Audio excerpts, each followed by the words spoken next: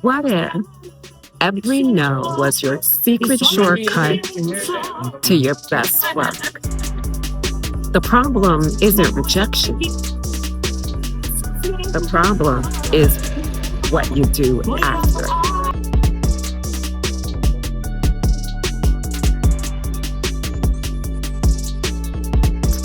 We're going to learn how to turn every rejection into your next breakthrough, starting right now.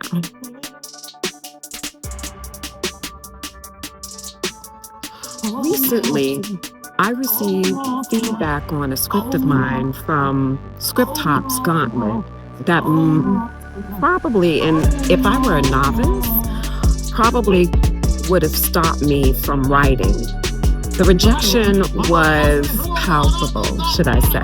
I mean, it really wasn't like awful, but it wasn't great either. So basically, how the gauntlet worked is that 7 readers from like studios, literary agents, production companies, on the first level, they will read the first 20 to 30 pages of your script and then give you some feedback and decide if they're going to pass it up to the second level, which that level of 5 readers would actually read your whole script. Now, this is invaluable because you get 7 different viewpoints of your script. Of course, the drawback is on the first level, they only read your first 20 to 30 pages. But that is really the real industry, that they will only read that before they decide if they're going to read any further. So if you don't grab them then, you're not gonna. So needless to say, some of the feedback I got is basically that the script is fair. At least it's not like entirely it needs improvement. And there were certain portions, and they really go deep into the script itself, the writing itself, the premise, characters, dialogue, etc. So they kind of rate each of those elements of your script. And some of the feedback that I got was, in essence, kind of, some of it I really didn't agree with. But if more than one person says the same thing, then you really should think about it. You know, some of the feedback, for instance, was the dialogue sounds contrived, which, okay, I could take a look at that. That was 2 readers said that out of 5. Fine. One reader made a comment about the grammar, and it was just one.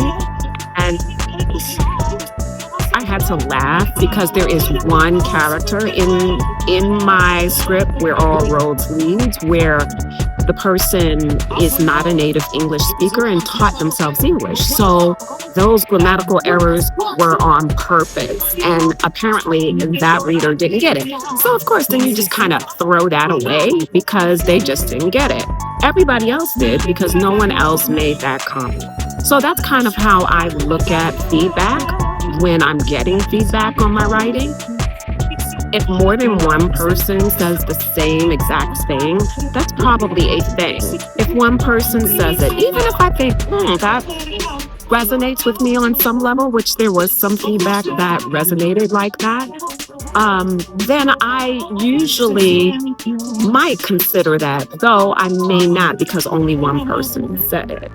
And you don't want to waste a lot of time changing, because you will constantly change your script based on what other people say. And at some point you have to be secure in, what you're writing, and that your writing is solid.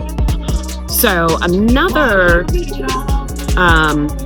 piece of feedback that several readers said that my characters lacked emotional resonance, and my lead characters said that, and there's 3 of them. So that is something that, yes, I really, really need to think about. It still doesn't hurt any less, because it does sting a little bit, especially when you finish and you think like, this is great, and then somebody tells you it's not as great as you think it is. But it is an opportunity for you to look at things that maybe because you're so close to it, you didn't see, and to get a sense of what other people might see that you don't. And so that's how I kind of look at feedback. I take it with a grain of salt, and kind of give it that if one person says it's a horse, then yeah, maybe it's a horse, maybe not, probably not. 2 people, maybe it's a horse. 3 people, it's a horse. And so then need to really look at that. I would say that that's a really good way to approach feedback and not necessarily throw everything away or take everybody's advice, because everybody always asks, well, how do you know? So that's kind of how I look at it, as well as like if one person says something, but it truly makes sense. Like one person said that they felt there were too many characters. I already had that feeling. So if you already had that feeling and somebody pointed that out, perhaps that is something that you need to look at.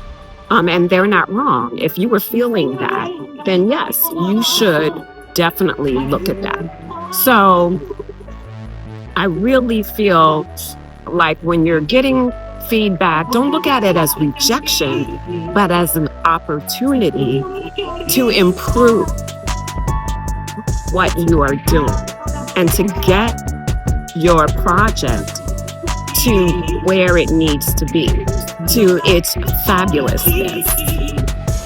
So that's the journey, because you know it's fabulous and the world needs to know it's fabulous.